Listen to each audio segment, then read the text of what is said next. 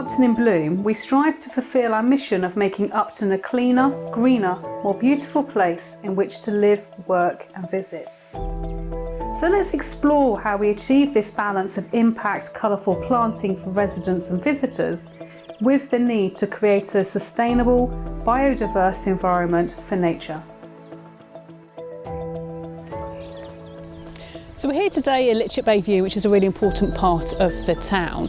So tell me about why this area is so special in regards to biodiversity. What is it you're trying to achieve? So Litchett Bay View, it's a lovely place. It's a designated local nature reserve. We sit adjacent to Poole Harbour SSI, an internationally renowned Ramsar site there. So we play host to large numbers of both resident and migratory bird species. So we've just heard water rail calling in the reed beds there. We've seen our first swallows of the year just a couple of days previous. And really it's the sort of mixture of habitat we've got that plays such an important part to all of these.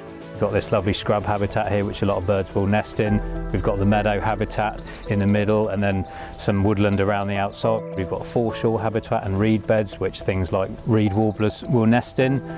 In the news recently we've heard about the white-tailed eagle and osprey reintroductions. They've both been seen fishing in the bay just behind us here.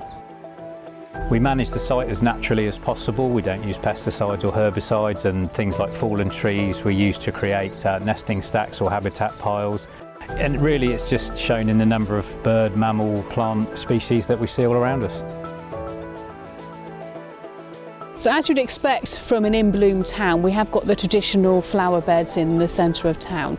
But are there any other opportunities throughout the town that you're looking to increase the habitat? Any future plans? Yeah, I mean Upton itself is lucky in that we have a woodland contained within the town itself. We border Upton Heath as well, which is host to all the 6 native reptile species in the UK. We manage a little site called Meadow Garden, which last year we decided to see what would happen if we only cut half the grass. And already we've seen new species coming up, such as red and white clover, bird's foot trefoil, and various hawkbit species, and obviously the pollinators will follow that. Going forward this year, we've got an unused piece of land in which we're going to use to create a bog garden habitat and put some shade-tolerant species in there because it's bordered by trees. Adjacent to that, we're going to put in another clover meadow, which is an important nitrogen-fixing species and obviously friendly for pollinators. And in another little area of the town, create a new wildflower garden. So how do you know what's working, what possibly needs to be changed, if there are any concerning trends happening? Do you do any kind of reporting or any kind of assessment?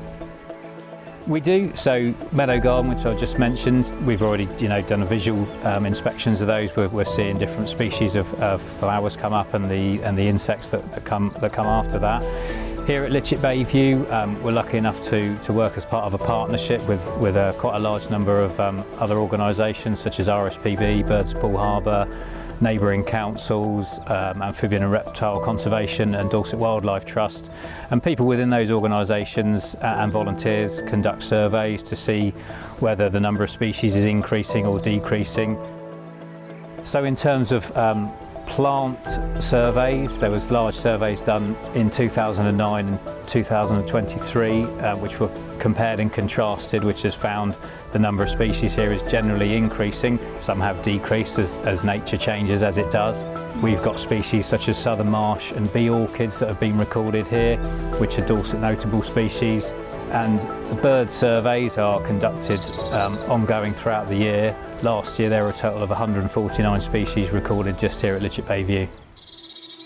So I can see that supporting nature, so the planting, the insects, the birds and the butterflies in an area like Litchett Bay View is really important. But I'm just wondering, are there any other opportunities throughout the town to incorporate nature and habitats in the activities that you do?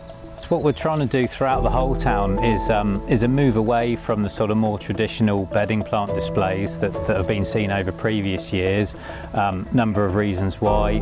It's quite expensive to implement, and some of the plant species that have been used we found being affected by things like climate change. As the winters get wetter and colder, they don't tend to like it as much. So we're moving towards increasing numbers of perennial plants that will come back year on year and that are more tolerant of the weather conditions. For instance, this year we're planting native primrose species, which will come back early. Obviously they're native, so they're used to the weather conditions we're getting. We've got Brunnera and Pulmonaria that we've planted that are already in bloom, so they attract pollinators, provide an early food source. And then moving through into summer, we've got lavender and native herb species that will be planted, again quite hardy, providing a long flowering season for pollinators and quite visually attractive as well. And mixing that in with a number of different things such as canna lilies and penstemons, which provide good visual aspect for people as they look through. So just trying to combine a mixture of wildlife friendly and people-friendly planting in an urban environment, and generally hoping to make Upton a cleaner, greener, more beautiful place to live, work and visit.